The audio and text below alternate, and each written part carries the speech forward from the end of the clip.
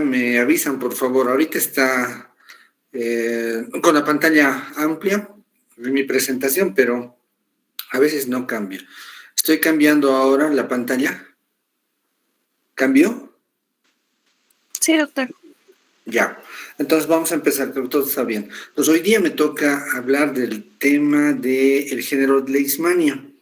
Esta clase se ha dividido en dos. Una que la voy a dar yo, que es el género Leishmania, y otra que va a dar el doctor Martínez, que correspondería a las leishmaniasis, es decir, a las enfermedades que provoca este parásito, que, bueno, es un parásito que es muy antiguo, ¿no? Es decir, ya en una serie de cerámicas precolombinas o antiguas, se describía las lesiones que provoca este parásito. Como pueden ahí ver, están 3 fotografías de cerámicas en diferentes periodos de tiempo de la cultura mochica, de la cultura chimú, donde tratan de mostrar las lesiones que provocaba el parásito. Básicamente esas lesiones se sitúan a nivel de la nariz.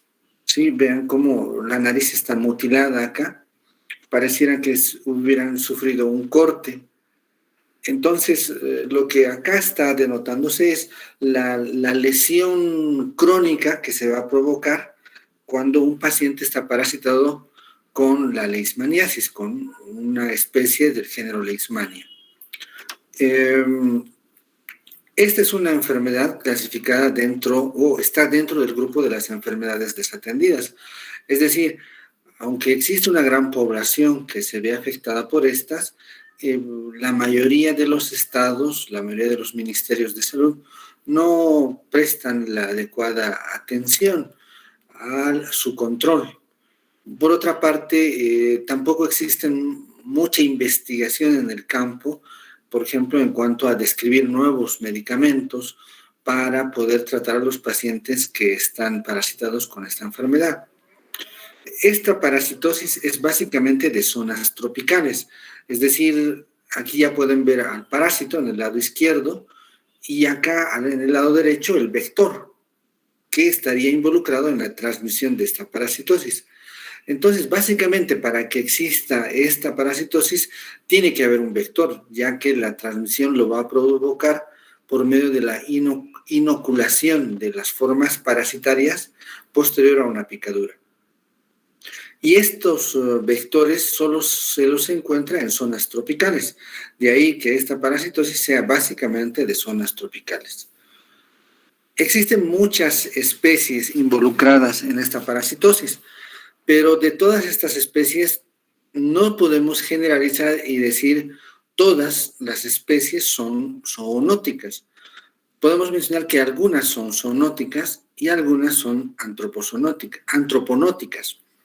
Sí, básicamente las antroponóticas tienen que ver con que son enfermedades que se transmiten entre humanos, ¿sí? Y el claro ejemplo es lo que sucede en la India, donde la leishmaniasis visceral se transmite de hombres a hombres, pero por medio de vectores, ¿sí? Lo que no sucede en nuestro medio. En nuestro medio sí podríamos considerarlo tal vez como una zoonosis, ya que la mayoría de los reservorios primarios de esta parasitosis son mamíferos silvestres y como reservorios secundarios tendríamos a los mamíferos domésticos. Realiza principalmente, o la enfermedad o la parasitosis se transmite principalmente en ciclos silvestres. El hombre invade estos ciclos silvestres generando ciclos domésticos. Sí, acá falta la palabra domésticos. En los reservorios primarios y silvestres voy a mostrarles ya más adelante algunas imágenes de cuáles serían estos reservorios, tanto silvestres como domésticos. Sin embargo, esta parasitosis en las últimas décadas ha sufrido una serie de cambios en su clasificación. Por ejemplo, ahora nosotros, esta primera parte se mantiene, es decir, es un protozoario y está el género Leishmania, y existe actualmente alrededor de 30 especies descritas. De estas, un rato voy a permitir que entren otras personas.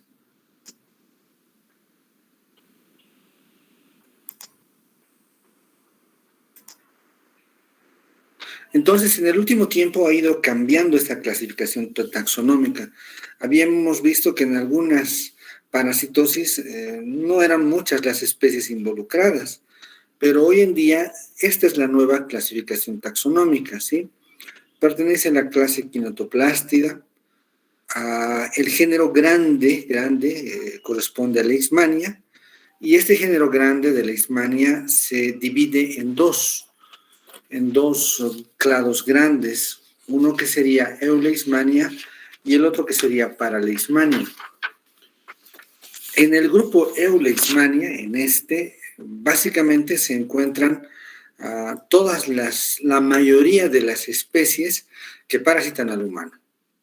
Solo en este grupo de Paraleishmania se encuentra la especie Leishmania colombiensis, que de pronto estaría involucrada en la transmisión a humanos. Ahora, básicamente solamente tendríamos esa única especie. Sin embargo, en este grupo de Euleishmania se subdivide en subgéneros y existirían 4 de importancia. Pero de estos 4, nosotros tenemos involucrados entre las especies que están transmitiéndose entre humanos y animales, estarían dentro de estos 3 grupos, ¿sí? Leishmania, Viania y Mundinia. Sí, esos son los 3 subgéneros que nosotros estarían involucrando, o que estarían en estos 3 subgéneros las especies que afectan a los humanos. Sauroleishmania es una especie que prácticamente solo circula entre reptiles y no hay reportes de la parasitación en humanos por alguna especie que esté en este grupo, ¿sí?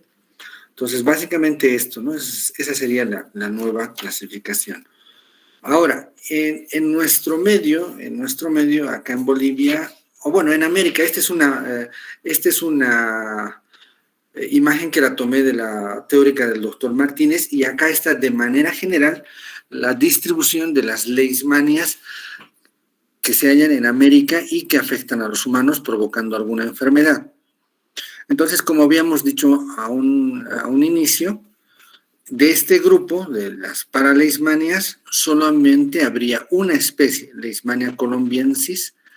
Estas abreviaciones LC y LB, LM, LCD, acá está la descripción, pero LC significa Leishmania cutánea, es decir, es la forma clínica que va a provocar la parasitación por esta especie parasitaria. Entonces, Leishmania colombiensis provoca leishmaniosis cutánea y leishmaniasis visceral. ¿Sí? Estas de pronto son los efectos que tiene en el humano cuando se le ha parasitado por Leishmania colombiensis. Entonces, Leishmania cutánea y Leishmania visceral. Del subgénero Viania, como pueden ver, la mayoría, bueno, casi todos, siempre provocan primero Leishmaniasis cutánea, pero no todos provocan leishmaniasis mucosa. Las 3 primeras, por ejemplo, tienen esa característica de provocar las 2 patologías, leishmaniasis cutánea y leishmaniasis mucosa. En el primero provoca leishmaniasis cutánea, pero no provoca leishmaniasis mucosa, sino provoca leishmaniasis visceral. En el subgénero Leishmania estarían involucradas 5 especies, ¿sí? 5 especies, y como pueden ver, las 4 primeras provocan, la primera provoca leishmaniasis visceral y leishmaniasis cutánea, las otras 3 cutánea, y vean que la forma cutánea difusa está provocada tanto por Mexicana amazonensis y por Waltoni, ¿sí? Entonces habrían 3 especies que provocan leishmaniasis cutánea difusa. En el caso del subgénero Mundinia, estaría esta Leishmania martiniquensis, ¿Qué provoca leishmaniasis cutánea? Leishmaniasis visceral. Antes nosotros decíamos que una sola leishmania, Leishmania infantum o Leishmania chagassi, era la responsable de provocar leishmaniasis visceral. Pero vean que ahora habrían 3 especies que provocan leishmaniasis visceral. ¿Sí? Y bueno, de todas estas especies que acabo de citar, ¿cuáles especies se han descrito en nuestro país? Es decir, ¿qué especies se han encontrado de todas estas especies en Bolivia? Entonces, tenemos hasta ahora 5 especies descritas. Leishmania brasiliensis, ahí están los investigadores en cada año que han descrito cada una de las especies. Está Leishmania chagassi, Leishmania amazonensis, Leishoni y guyanensis. Sí, esas son las 5 especies que están presentes en nuestro territorio. Ahora, ustedes ya hacen la correlación, entonces, Leishmania brasiliensis, por ejemplo, Leishmania brasiliensis, acá tenemos, es la responsable de provocar leishmaniasis cutánea y leishmaniasis mucosa. La siguiente, leishmaniasis chagassi, entonces también provocaría leishmaniasis visceral y posteriormente leishmaniasis cutánea. Entonces hay esa correlación, ¿verdad? Entonces nos quedamos con 5 especies que están descritas en nuestro territorio. Como pueden ver, entonces, esta enfermedad tiene muchas complejidades. Primero, no es una sola especie la responsable de provocar un determinado cuadro clínico. Son en nuestro territorio 5 especies y esas 5 especies pueden provocar estas variedades de formas clínicas que se van a presentar en nuestro territorio. Ahora, estas especies tampoco están distribuidas de manera homogénea en todo nuestro territorio. ¿Qué significa esto? Que Leishmania brasiliensis y chagassi, por ejemplo, no están distribuidas en todo el territorio boliviano, sino en determinadas zonas. Tal vez la que tiene mayor, no tal vez, sino la que tiene mayor distribución geográfica correspondería a Leishmania brasiliensis. Como pueden ver ahí, estaría en la mayoría de los departamentos, en 6 departamentos. Luego estaría, en segundo lugar, con mayor distribución, estaría Leishmania amazonensis, La Paz, Santa Cruz, Cochabamba y probablemente Pando. Y luego, los que tal vez tienen menor distribución, corresponderían a Leishmania Leishoni, guyanensis y Leishmania chagassi. Entonces, también hay otra complejidad, ¿verdad?, en torno a la distribución de las diferentes especies.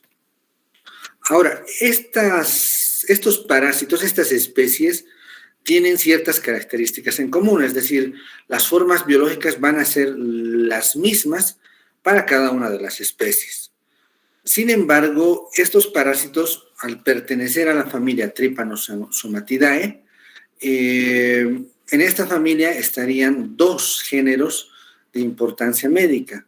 Un género que se llama Leishmania, el que hemos visto cómo está dividido, y el otro género que se llama Trypanosoma, que vamos a ver, o que, bueno, ya se avanzó esa materia, vieron la enfermedad de Chagas, ¿sí? Y en ahí ya se familiarizaron con estas formas biológicas.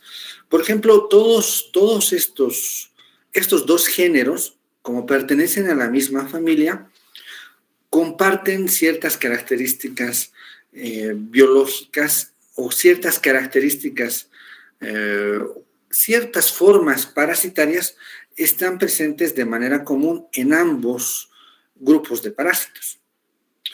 Sin embargo, no todas estas formas parasitarias están presentes en la familia, en el género de Trypanosoma y en el género Leishmania. Por ejemplo, vamos a decir que en el género Leishmania solo están presentes estas 2 formas, la forma A y la forma B. Esto corresponde a un promastigote o promastigoto, y esta otra forma correspondería a un amastigoto. Ahora, en Chagas, en Trypanosoma cruzi, las formas biológicas involucradas está el amastigote, está el tripomastigote y está el epimastigote.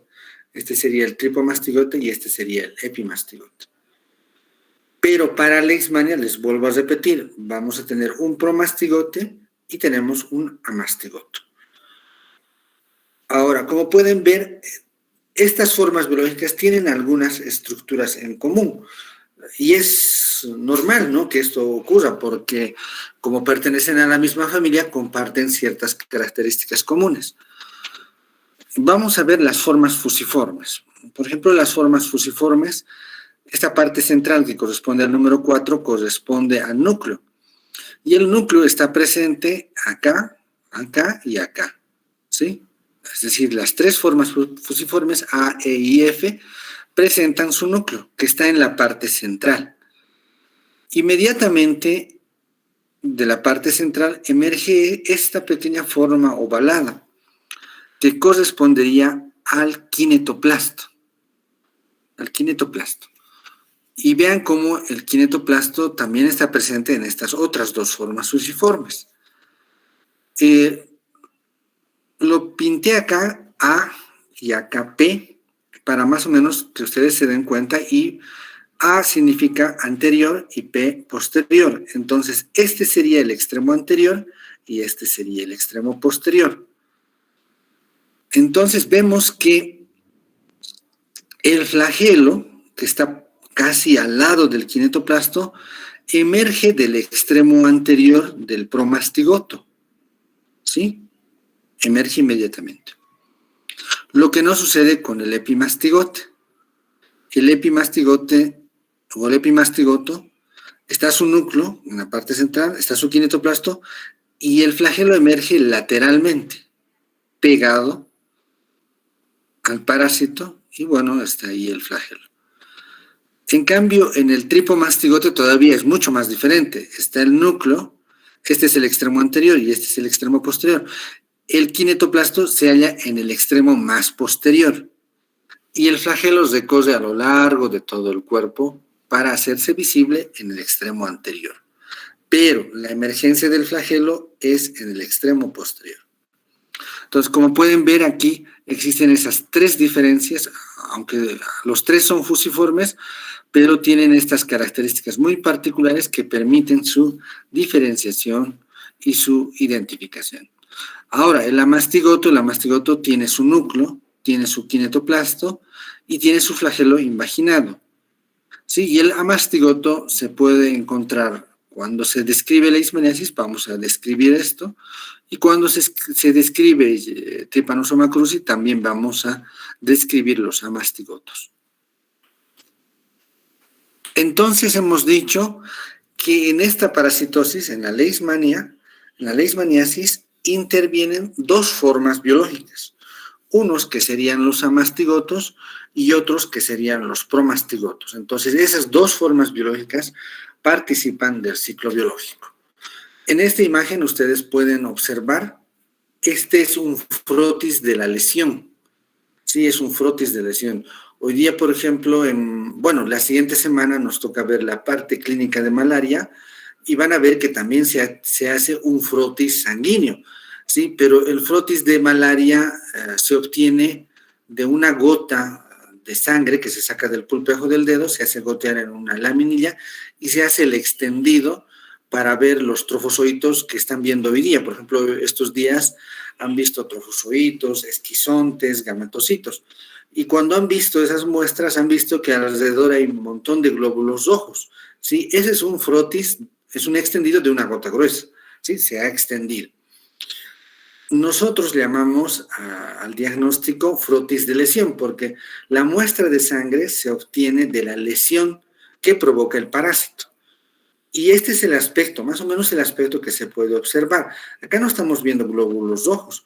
Sin embargo, también se pueden ver glóbulos rojos, es decir, en esta imagen no se ven glóbulos rojos, más adelante vamos a ver que los amastigotes están ahí, los amastigotos, pero también aquí al lado estarían varios glóbulos rojos. Pero acá en esta imagen, en el centro, en la parte central, se puede ver un amastigoto, el punto, dentro del punto grande ahí, pareciera que tuviera una vacuola. En el lado izquierdo, donde estoy apuntando, sería este el núcleo, y aquí al lado derecho sería el kinetoplasto, ¿sí? Y bueno, este amastigoto tiene todas estas estructuras, ¿sí? Pero lo que nosotros en este momento estaríamos viendo sería esto, que es el núcleo, o perdón, esto que es el núcleo que se tiñe muy bien. Esto que se llama megasoma, por ejemplo, no se observa, esto no es el megasoma, es como una vacuola que se forma, en algunos se observa, en algunos no. Entonces sí se ve el núcleo completamente teñido, y esta forma que aquí está bien alargada, que aquí está un poquito más pequeño, pero más redondo, es el kinetoplasto. De pronto acá, entre el kinetoplasto, acá se ve como una pequeña línea que de pronto puede corresponder al flagelo. Sí, de pronto esto es lo único que se puede observar. Pero tenemos otras imágenes. Acá están los glóbulos rojos. Este es un macrófago. Los parásitos se multiplican dentro de macrófagos. El macrófago revienta y al reventar libera los amastigotos. Y vean las diferentes formas que puede adquirir los amastigotos. Acá está un amastigote, no está tan redondo, es algo ovalado. Su núcleo, su kinetoplasto, y aquí hay otros, varios que están dentro. Lo mismo acá en esta otra imagen. Acá está un neutrófilo, de pronto no hay un macrófago íntegro, de pronto está un eosinófilo. Y acá todos estos puntos que ven, su puntito y el otro punto más grande dentro de una esfera grande, correspondería a los amastigotos. Entonces acá pueden ver por lo menos unos 20 amastigotos, ¿no? Algunos unidos, o algunos con una muy buena cercanía, pero esa es la característica de los amastigotos.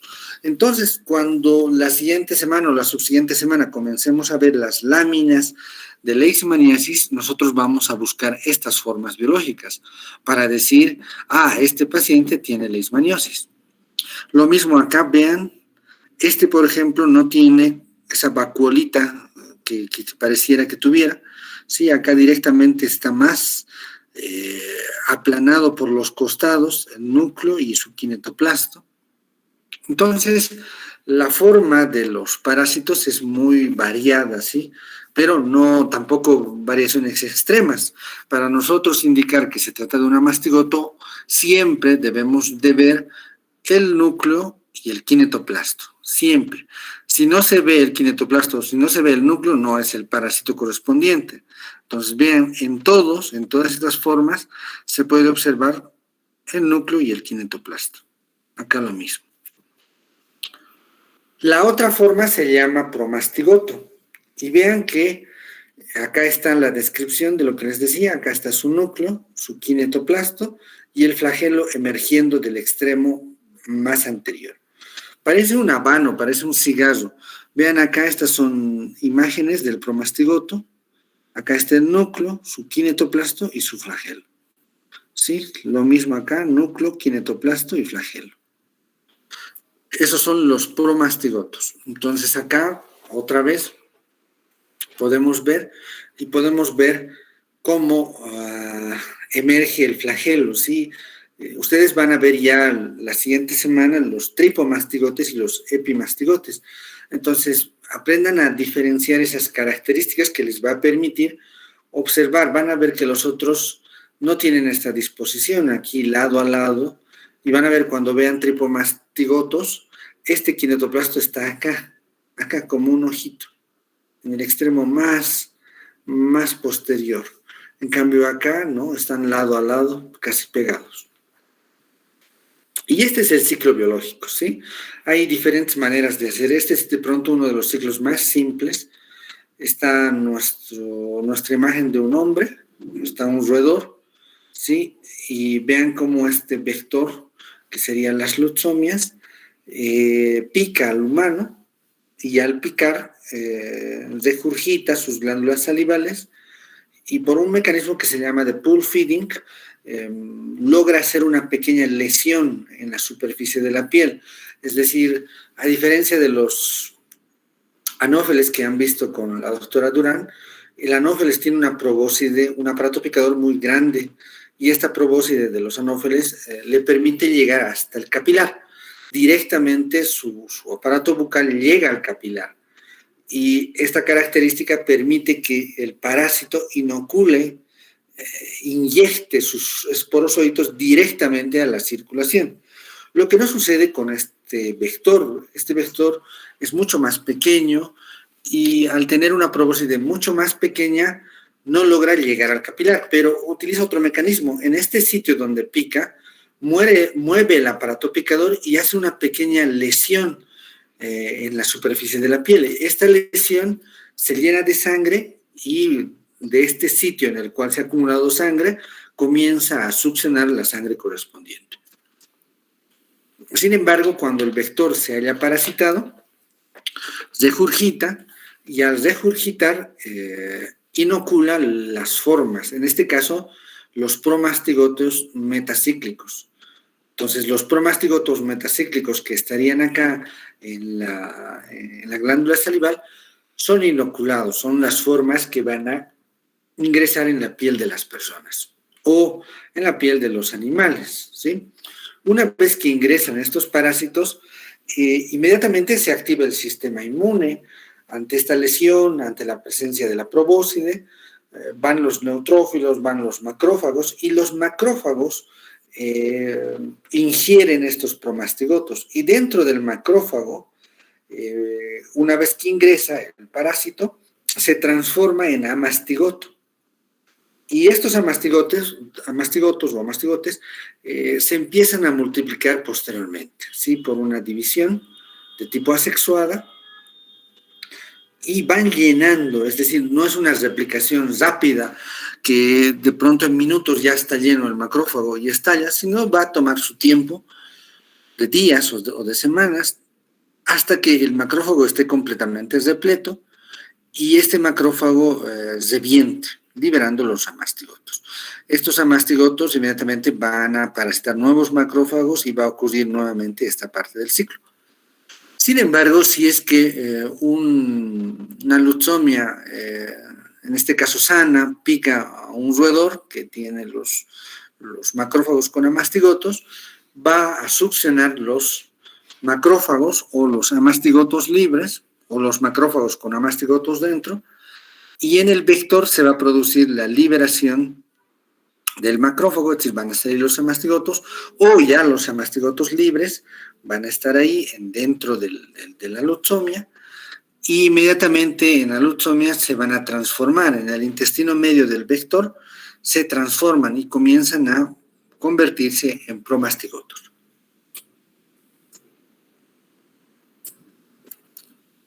Estos promastigotos también se multiplican por un mecanismo asexuado y, como pueden ver, la reproducción asexuada se da en el hospedador invertebrado y también se da en el hospedador vertebrado, en este caso los humanos. ¿Sí? No utilizamos el término definitivo ni tampoco hospedador intermediario al no existir el tipo un tipo de multiplicación sexuada. Entonces, una vez que estén acá multiplicándose, estos promastigotos no van a salir con las heces fecales como pasaba en Chagas, sino van a, por un proceso de regurgitación, es decir, el promastigoto que estaba en el intestino medio o posterior va a retornar a la probóscide del vector y se va a quedar en las glándulas salivales hasta ser nuevamente inoculado. Entonces ahí está lo que les acabo de describir. Esto ocurre en el vector, ha sido ingerido, se liberan los amastigotos, se diferencian, se multiplican. Vean cómo por medio de los flagelos se adhieren en el epitelio intestinal del vector, se transforman y luego se separan y luego vuelven a la glándula salival. Lo mismo acá en el humano.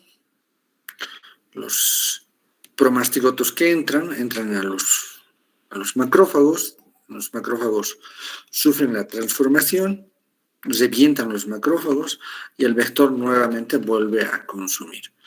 Acá lo mismo, es un esquema igual, así de sencillo. Y acá ha estado algo un poco más ilustrado, ¿sí? En este otro esquema. Entonces, acá se puede ver todo lo que les he indicado, cómo los macrófagos revientan, los amastigotos que han sido liberados a partir del macrófago, se transforman, se dividen, migran y están en la glándula salival, entra el promastigoto metacíclico, penetra al macrófago, dentro del macrófago empieza a multiplicarse, dividirse, se forman amastigotos, se liberan amastigotos y este ciclo se puede ir repitiendo una y otra vez. Y esto va a ocurrir en estos hospedadores vertebrados. Entonces acá está todavía con mucho más detalle lo que ocurre con el vector, ¿sí? Les vuelvo a repetir, el vector no es como en Chagas, que el mecanismo de infección corresponde a una penetración activa facilitada, porque salen las heces fecales los tripomastigotes. Aquí no ocurre eso. Estas formas parasitarias que están acá, vuelven acá y se quedan acá, y cuando pica, se regurgita y estas formas parasitarias son inoculadas nuevamente. Ahora, también en los vectores existe cierta complejidad. Es decir, no existe un solo vector que transmite las diferentes especies parasitarias. Existe alguna especificidad, cierta especificidad de especie con algunos, aunque no es alta, pero existe cierta. Y como pueden ver ahí, por ejemplo, de algunas de las especies se ha descrito, se conoce, de Leishmania chagasi, por ejemplo, que tiene una distribución en los yungas de La Paz, se ha identificado que Lutzomia longipalpis es el vector que transmite esta especie. De Brasiliensis se ha identificado a estas 3 especies involucradas. En el caso de los yungas también se ha identificado otras especies. Y en el caso de Amazonensis también, de pronto es una característica de esta especie es que Pintomia Núñez Tovar Anglesí puede transmitir no de manera exclusiva una sola especie, sino aquí vemos Leishmania brasiliensis y Leishmania amazonensis pueden ser transmitidos por esta especie de vector, ¿sí? Entonces, hay esas variaciones. Ahora, en algunos de los textos del doctor Martínez de hace años, de unos 4 o 5 años atrás, a todas estas se las denominaba como lutzomías.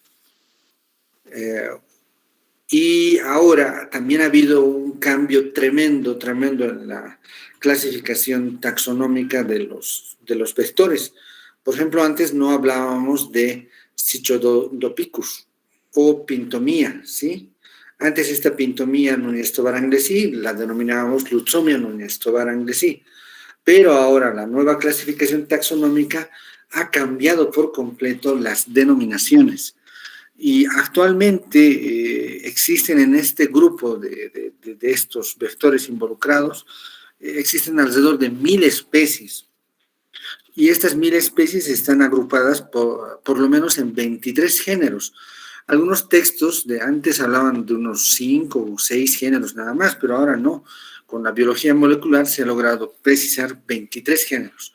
De esos 23 géneros, casi en Bolivia han sido descritos 21 géneros. Entonces vean que es un mundo amplio. Pero nosotros nos quedamos con todo esto para referirnos a las especies y cuáles son los vectores involucrados con estas especies. Y pueden ver aquí que existe también cierta distribución, es decir, esta especie, Lutzomia longipalpis, aunque es una lutzomia y transmite Leishmania chagasi, no se haya distribuida en todas las zonas tropicales. Vean que tiene ciertos lugares en los cuales se ha encontrado y ciertos lugares en los cuales está ocurriendo la transmisión. Lo que hace un rato les decían los reservorios. Esta parasitosis básicamente circulaba por medio, voy a mejor entrarme a este ciclo, a ver, para poder explicarles un poco mejor. Ya, acá. Entonces, básicamente, la leishmaniasis circulaba en ciclos de transmisión silvestre. Sí, es decir, esta enfermedad circulaba entre estos deservorios, estos hospedadores, estos vertebrados, perdón, roedores, zorros, zarigüeyas, y las lusomias, ¿sí? Es decir, este era el ciclo normal de transmisión.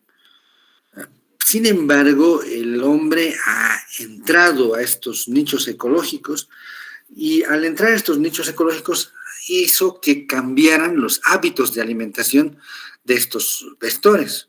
Es decir, estos vectores que estaban acostumbrados a alimentarse de estos animales, al ver una nueva fuente de alimentación, cambian sus hábitos de alimentación. De ser simplemente zoofílicos, es decir, estos vectores antes solamente se alimentaban de animales, cambian y algunos se han vuelto incluso antropofílicos, es decir, que solo se alimentan de humanos. Y de ser un ciclo de transmisión silvestre, ahora ha cambiado a un ciclo de transmisión incluso doméstico, en la cual estos vectores logran entrar al domicilio y ahí ocurre la transmisión. Ahora, cuando hablamos de un ciclo de transmisión silvestre, nos referimos a que son algunos de los reservorios que de pronto estarían involucrados en los ciclos de transmisión silvestres, ¿sí? Estos roedores. Cuando hablamos de ciclos de transmisión domésticos, los reservorios cambian. ¿Por qué?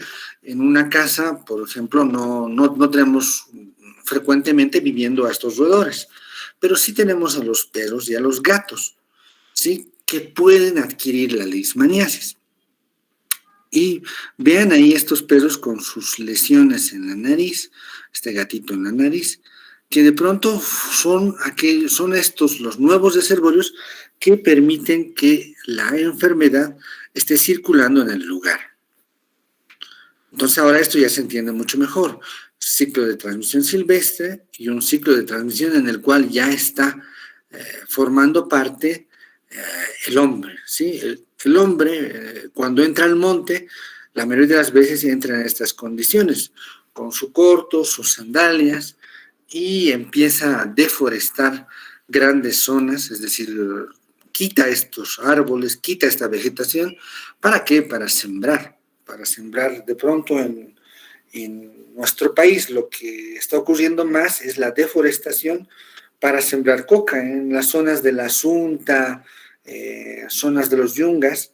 Se ha producido grandes zonas deforestadas, es decir, se ha deforestado muchas zonas para sembrar coca, sembrar café, sembrar plátano, es decir, y de pronto quitarle territorio a la selva. Lo mismo sucedió en Santa Cruz, ¿no? Se deforestó muchos lugares, pero ya para sembrar caña, sembrar soya.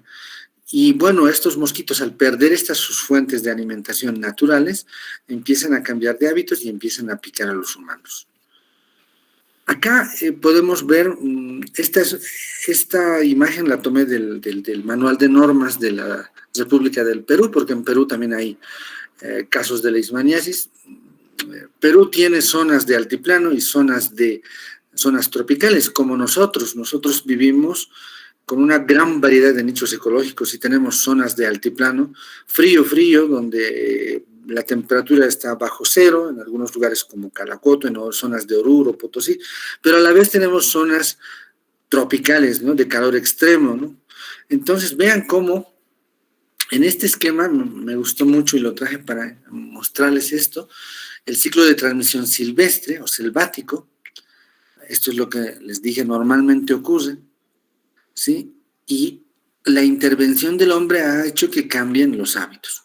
Ahora, me gustó esta imagen por una cosa. Acá en la parte inferior dice, los signos de interrogación señalan la falta de conocimiento de los reservorios en nuestro medio. En nuestro medio, en Bolivia, solo se ha comprobado que el perro es un reservorio comprobado para leishmaniasis chagasti, es decir, para la leishmaniasis visceral. Actualmente no se conocen los otros reservorios de las otras especies. Estas imágenes, por ejemplo, del gato, estas imágenes las tomé de una revista, de un libro del Brasil, donde sí han sido comprobados, es decir, sí se han logrado verificar que son sus reservorios en esos otros países de estas especies, es decir, chagasi, brasiliensis, amazonensis. En nuestro medio, les vuelvo a repetir, solo se ha comprobado que el reservorio de Leishmania chagasi corresponde a los perros. Los otros reservorios, es decir, no se han comprobado. Hay perros con lesiones, no se ha encontrado, es decir, de pronto no ha sido el método adecuado para buscar, para encontrar, para tomar la muestra. Y recuerden que también es muy complejo, a este perrito habría que hacerle dormir, sacar una muestra de sangre de acá, ¿sí? Es decir, meterle un mondadiente, empezar a clavar aquí, y para poder sacar una muestra de sangre y buscar si tiene o no tiene leishmaniasis, entonces es muy complejo. Y en nuestro medio, entonces, al igual que en Perú, falta verificar cuáles son los reservorios involucrados en la transmisión, ya sea silvestre o doméstica. Por otra parte, dice, y la hipótesis que el hombre sea un probable reservorio. También es otra de las cosas que no se ha confirmado, es decir, no sabemos si realmente el hombre es una fuente de infección o no, o realmente corta el ciclo biológico, ¿sí? El ciclo de transmisión. Eso todavía es una interrogante en nuestro medio, también, ¿sí? Entonces acá nuevamente está la imagen, vean acá cómo los ciclos de transmisión domiciliaria, es decir, esta imagen, por ejemplo, la podemos ver muy bien en las zonas de la Sunta, donde en medio del monte tenemos una casita ahí rodeado de vegetación. El perro deambula por todas partes, entra al monte, vive en la casa, vive dentro de la casa. Los vectores que están viviendo acá en ciclos de transmisión silvestre, y acá los vectores también, algunos que se han adoptado, que entran y pican acá y luego se vuelven a salir, pero cuando pican a estas personas que viven aquí dentro, de pronto generalmente a los niños, que son los más afectados cuando es un ciclo de transmisión doméstica, porque estos duermen casi generalmente descubiertos, a diferencia de los varones o mujeres. Pero también cuando el hombre ingresa a trabajar aquí dentro de la selva, una de las cosas de la forma de picar es que las luchomias generalmente solamente pican a la puesta del sol. Pero cuando el hombre invade estos nichos ecológicos, destroza esto, perturba el nicho ecológico. Entonces, de pronto esta luchomia estaba durmiendo acá, feliz a las 10, 11, 2, 3 de la tarde, pero se haya perturbado por esta luchomia, destroza la vegetación. La luchomia despierta y inmediatamente pica, ¿sí? Pica. Entonces, en el caso de la transmisión selvática o silvestre, la transmisión puede ocurrir todo el día, es decir, en cualquier momento de la hora. Lo que no sucede cuando es una transmisión doméstica. La transmisión doméstica generalmente ocurre solo de noche. No es que de día los mosquitos están saliendo y picando. Vamos a ver más adelante cómo Anófeles, por ejemplo, tiene esa periodicidad. Ya les ha debido contar la doctora Durán que Anófeles no pica todo el día y toda la noche, ¿no? Sino comienza su actividad de alimentación a la puesta del sol. Incluso a las 6, 7, 8, los anófeles tienen ciertos horarios en los cuales pican. Sí, en algunos lugares se ha visto que era mayor actividad a las 10 de la noche, 11 de la noche o 12 de la noche. Entonces, mucho depende de las especies. Y con Aedes sucede lo contrario, ¿no? Aedes está en el transcurso del día, dentro de las casas, vive dentro de las casas y cuando encuentra a una persona descubierta, simplemente se alimenta, ¿no? Entonces, vean que existe hasta diferencias en cuanto a las formas en las cuales los vectores se van a alimentar y en cuanto a las preferencias de alimentación.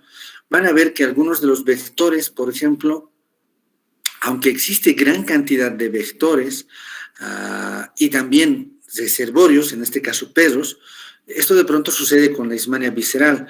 En la Leishmania visceral la gran pregunta era, ¿por qué si nosotros conocemos la luchomia, que sabemos que existe en la zona de los yungas, sabemos que el perro es el reservorio principal, por qué no hay muchos casos de Leishmania visceral?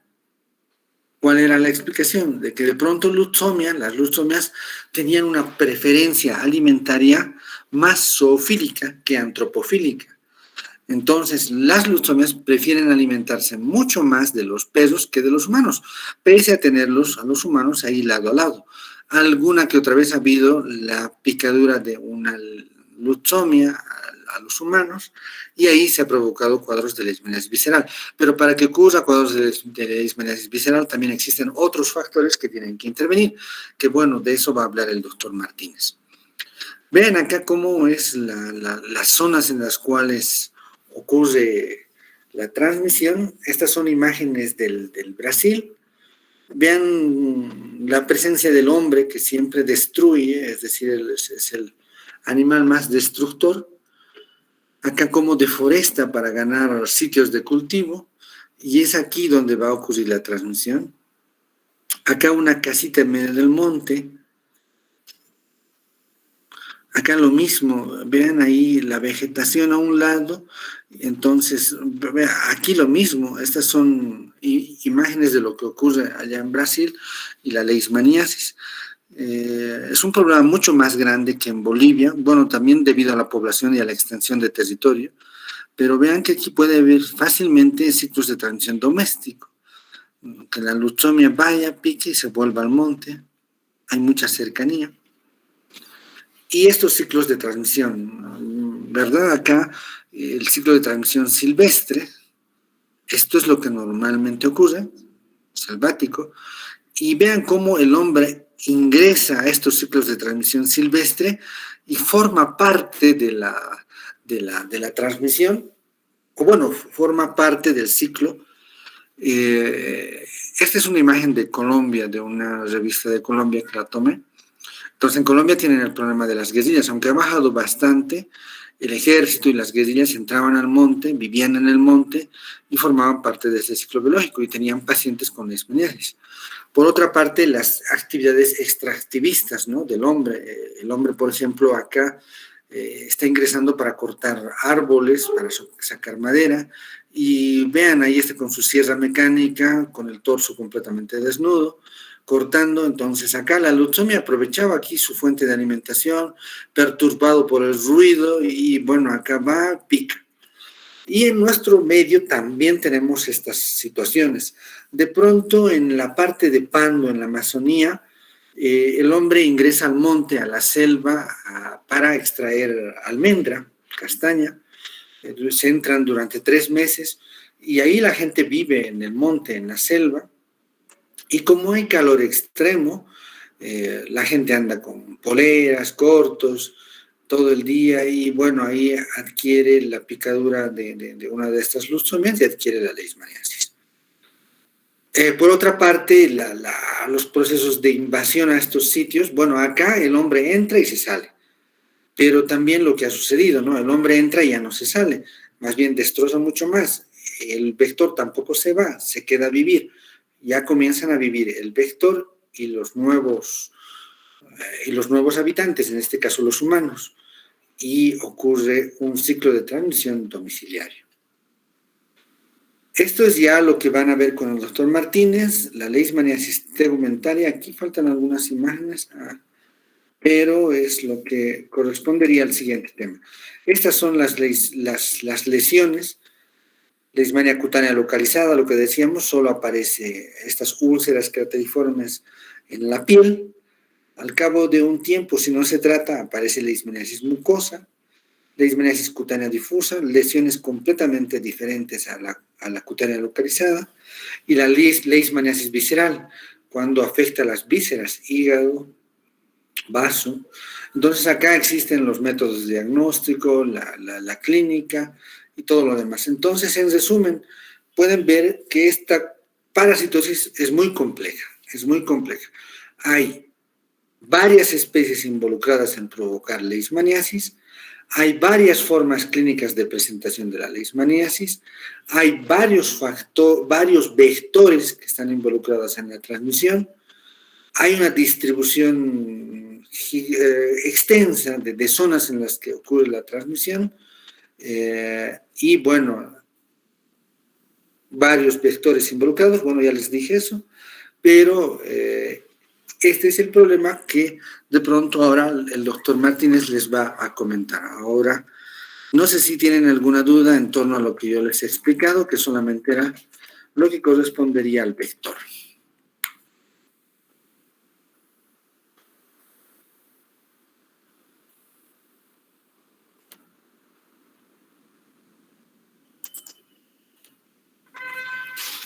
Bueno, si no hay preguntas, entonces les invito a participar de la siguiente clase, que va a estar mucho más interesante porque ya van a ver todo esto, ¿no? La parte clínica.